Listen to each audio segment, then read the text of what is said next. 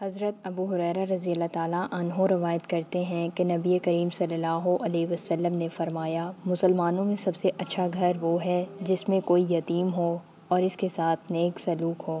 اور بدترین گھر وہ ہے جس میں یتیم ہو اور اس کے ساتھ برا سلوک ہو۔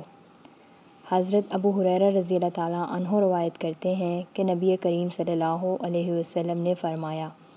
قسم ہے اس ذات کی جس نے مجھے حق کے ساتھ مابعوث فرمایا، اللہ تعالیٰ روز قیامت اس شخص کو عذاب نہیں دے گا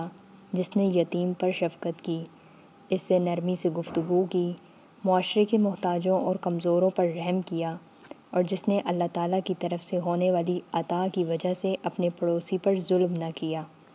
پھر فرمایا، اے امت محمدی، قسم ہے اس ذات کی جس نے مجھے حق کے ساتھ مابعوث فرمایا،